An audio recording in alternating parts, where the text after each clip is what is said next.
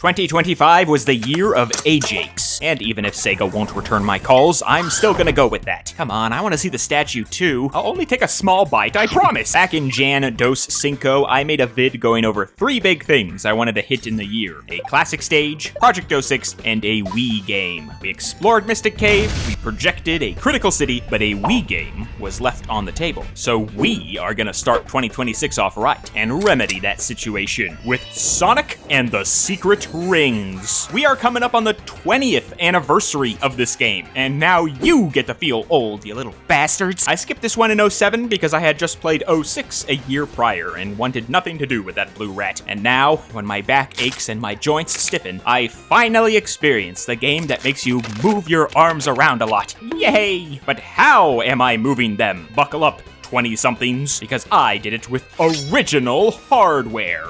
Kinda. I'm capturing footage off a Wii U, which plays Wii games. I had to buy that, by the way, and the game, new in box, both of those. I also had to buy a nunchuck, a new one, in box. See? Same with the Wiimote. It's a Wii U era, Motion Plus in the guts, fresh from the box. I checked online to see if Motion Plus screwed with the controls, but didn't find anything concrete. So when you comment below and tell me that it does, please know that you make me want to hold the sensor up to my forehead and pull the B button. Kidding. Of course, kinda. Nah, not really. Fuck you. Hey, and spoilers ahead on like everything in the entire game. FYI. So first impression, it's 20 years old. You know. Also, really quickly, I do know of Project Reignition. It looks incredible. I mean, what can I say? And I can't believe it's happening right now. I really picked the right time to jump back into this franchise. Personally, I'm not planning to do any comparisons with this game, but maybe a full review when it's done. So give Kuma Paws all your spirit bomb energy to see it through.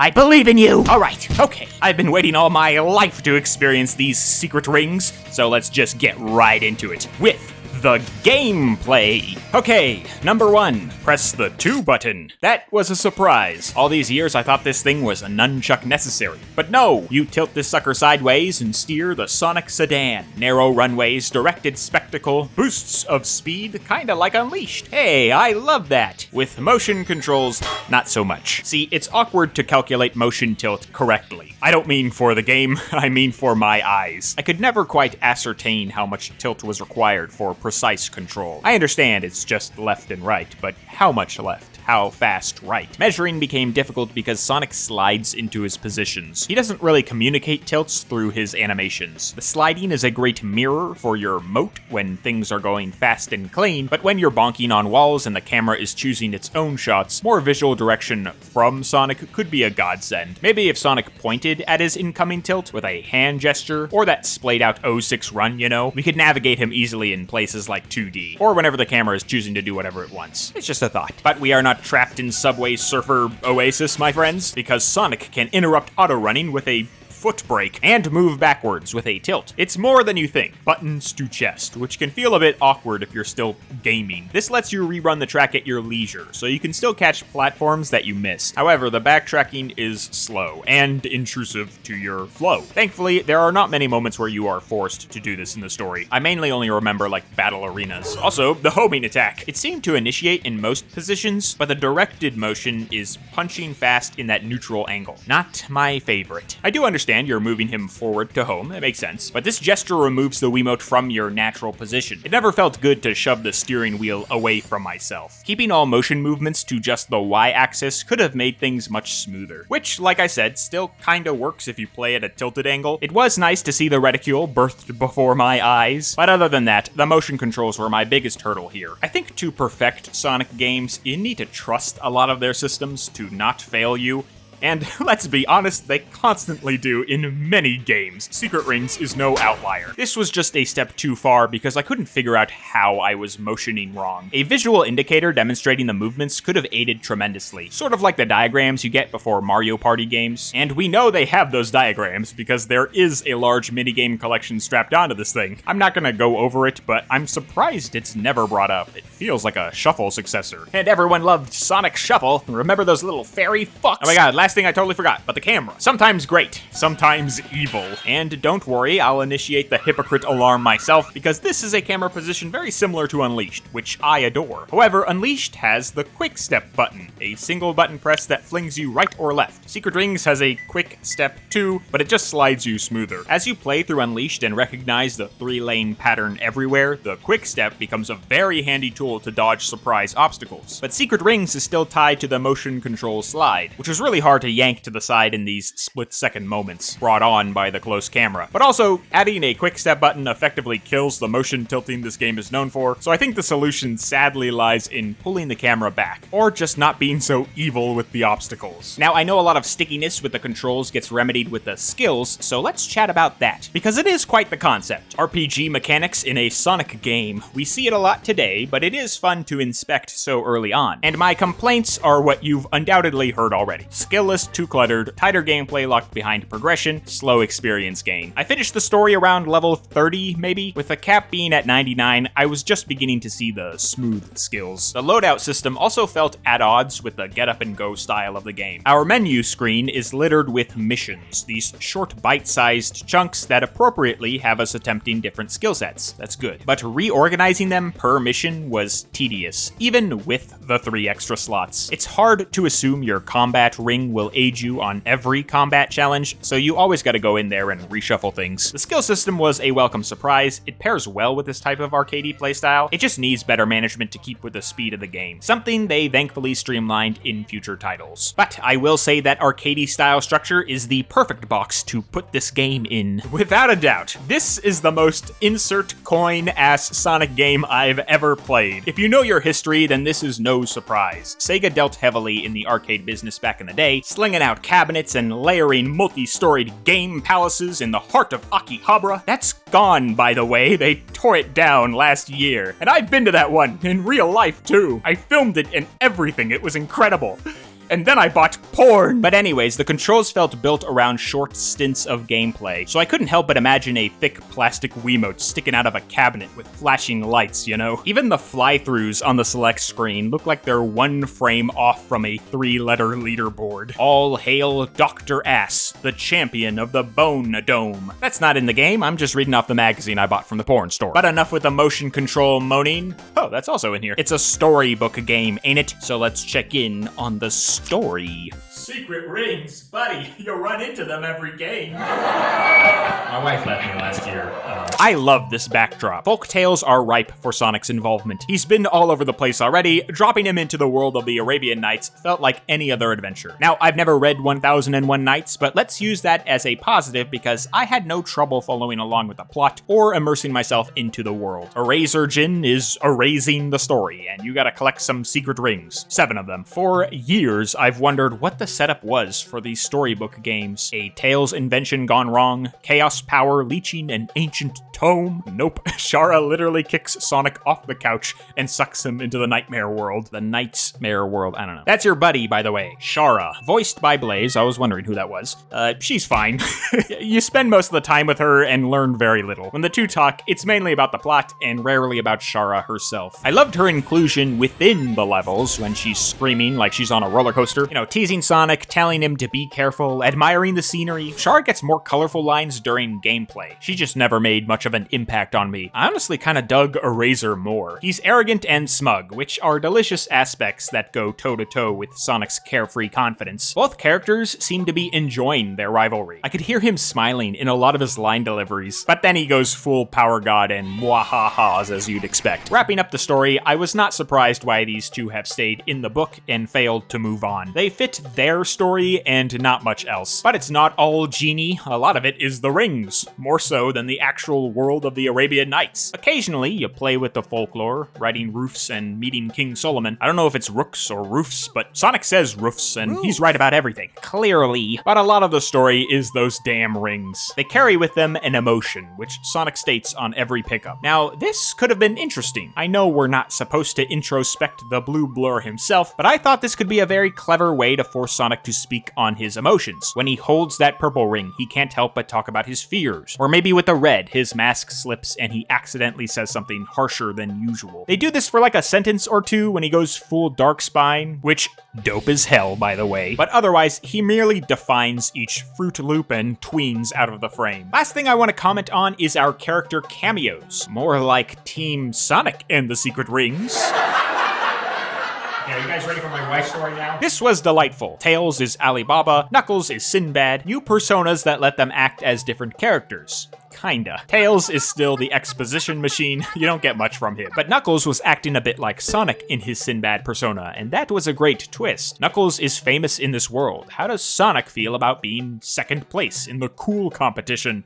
Who knows, because we move on from him very quickly. I wish they were integrated more. They could have been full characters, but they existed only as cameos. Like, Eggman is here too, and I totally forgot about him once we hit the Skeleton Dome, Bone Zone City, the next page in this saucy little magazine. I only mention this because I feel like I hear a lot more about the Black Knight personas more than Alibaba and Sinbad. There was a line at the end of the game that really struck me. Sonic ran back home, but had many adventures along the way. I want to see those adventures. I want to see Sonic try and connect with these friend-shaped homunculi. I wonder if they had a heavier presence originally and were cut down once they sliced Sonic 06 in half. Oh well. Even with just Sonic and the two genies, and the secret rings, and Biggs there too, the story still succeeds and gets the job done. I like Sonic with the lamp gun, the eye roll, the corny-ass wish handkerchief thing. This is still a Sonic story through and through. It will no doubt leave you smiling. Was the handkerchief thing a reference to something in 1001 Nights? Did they just make that up? Whatever. Hey, let's talk about something that needs to be mentioned with this game. The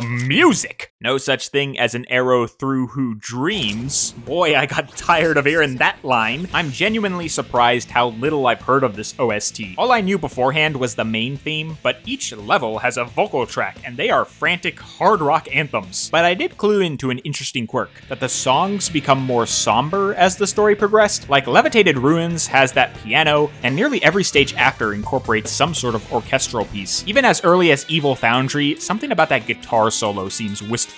I don't know. Doesn't mean the drums ain't keeping the pace though. Boss themes are sharp, especially the first Eraser battle. I sure got used to hearing that one. Probably the most retries I had, but also somehow my only gold.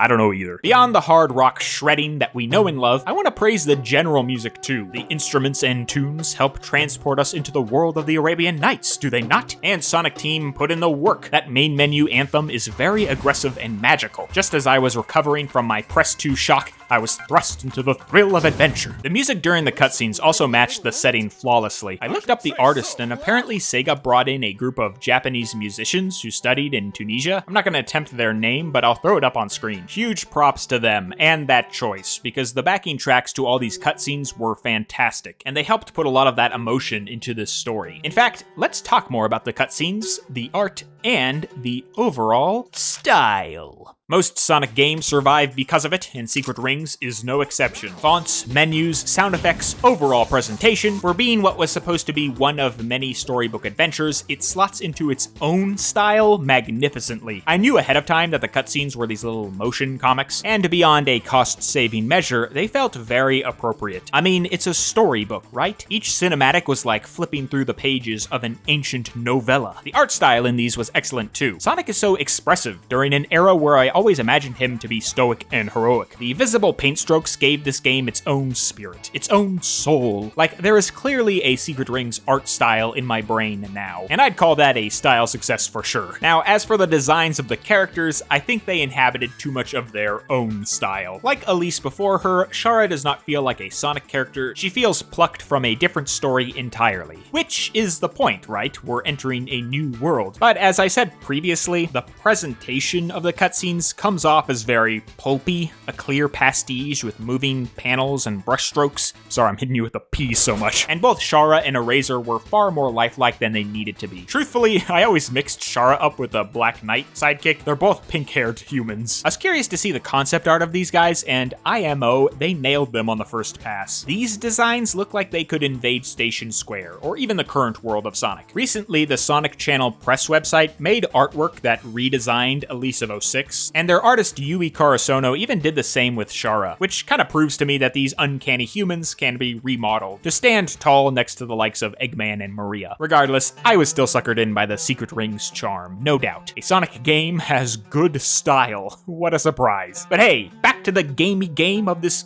game, the levels. Okay, this is gonna be super quick because there's one level I want to talk about in particular, but we'll save that for the end of the video. Broadly speaking, of course, the start of this game, past Lost Prologue, is very strong. Sand Oasis is a great introduction. Lots of long pathways and well-directed set pieces, if you can keep up with the action. Things deflate when you slow down, but that's not specific to Secret Rings. It's just that the slowdown has to slow back up again very slowly. Either way, they keep the runways empty and give you room to kick your feet up. However, once you cross levitated ruins and hit the storm, you're dealt a lot of pitfalls, and the abundance of enemies ends up filling time rather than adding to the rhythm. I imagine at high level play with all my skills, these excursions feel pretty swell, but on my first run, they were pretty painful. Now, Secret Rings is more than just its levels because it also has short missions per location. Most of these are harmless. Some are very harmful to my hands, but yet again, they seem like they're there to justify the price. Alternatively, these missions could have been a cost-effective way to help fill in the world of the Arabian Nights. Zones could have inhabitants that task Sonic to complete these objectives. Nothing complex, just, hey Sonic, they knocked over my cabbage cart. Go kill 20 spirits. You don't even need to model anything. Just give me silhouettes in different hats. You can give me skeletons in the dome. I'll even accept using the dinosaurs. Fuck it, I'll help a Pteranodon stealth kill some flowers. Just point me at them, brother. With little log lines per challenge, we could demonstrate how Sonic helps rebuild this world beyond giving Eraser a boot to the ass. I try to visualize myself being a preteen playing this game, you know, standing on my feet in a wide living room with the whole family passing by a single CRT. In this scenario, the short missions are a no-brainer. Knock some out after school, finish a boss before dinner. The segmented level structure of the Wii era feels purposeful, and I do think it belongs in Secret Rings. This is just an example where more could have been done to flesh out the world and steer past repeats. Also, change the level select theme. Oh my god. Alright, I don't want to go too deep as I got an analysis to make, so let's wrap up these first impressions with my final conclusion. So, what do I think of Sonic and the Secret Rings? Well, the answer is complex, but I'll start off simple. I did not like this game, and I think its inherent design is misguided and outdated. There was novelty to the Wii in 2007, but these days there are stronger gyroscopes in your pocket. The shine of motion controls has rubbed off. The genie is out of the bottle, if you'll allow me to be stupid. In my opinion, to really enjoy this game, you had to be there at that time and grow up with it. A criticism that can be levied at any Sonic game, but I feel like kids investigating Secret Rings today would simply find the controls archaic. The 2007 novelty is still there to be dissected by annoying guys like me online, but gamers of this current generation have likely enjoyed a smoother experience of this style somewhere else. I want to make it clear, I gave this game my full attention. I always walk into first impressions in good faith. I wanted to like, and I wanted to learn. I searched online for tips and tricks, I poured through walkthroughs to subdue the anger, but text can only get you so far when you're grappling with specific motion, right? Perhaps there's a tighter experience hidden behind future skill unlocks, but I was enjoying games like Unleashed and Frontiers, even at base level. I don't know if I have the patience currently to fight for those abilities, specifically for a control scheme that I believe has inherent problems to begin with. I will fully accept that I have a skill issue with this game, but this is not a skill I ever wish to learn. However, this game is more than just its motion controls. The overall presentation of Secret Rings is firing on all cylinders. It has an endearing and encouraging story, a distinct setting that revels in being a genre piece, plus a fantastic soundtrack that balances both the authentic and the alternative. The music, the art, the characters are all attuned to the world of the Arabian Nights. So much so that I don't think there even needs to be a separate series to prop this thing up. It works totally fine as just another one of Sonic's adventures, which is why I'd still encourage you to check it out. Even just to fumble around with the motion controls, if you're studying in the school of Sonic, it's a fun project to inspect. Even as hard as I was, I'm glad I tried it with motion controls. I wonder sometimes, what if I just emulated it with a controller? Well, I'd probably label it as fine and call it a day. And that almost seems worse to me. The thing that I critique most about this game is what gives it its charm. So believe it or not, I would keep the motion here. It can stand to be tweaked, definitely, but that little race car remote is what gives this game a unique identity. Beyond the setting, there's a massive Sonic fan out there who would be great at Secret Rings and horrible at Adventure 2, and that's why I come to this franchise. I say it all the time, but Sonic Team does not stay comfortable. They try every weird, silly format under the sun. It's just so all over the place, and I love it. They swing, they miss, but they still swing, goddammit, and I just gotta see those swings. Secret Rings, you are not my thing, but there's not a doubt in my mind, you swing.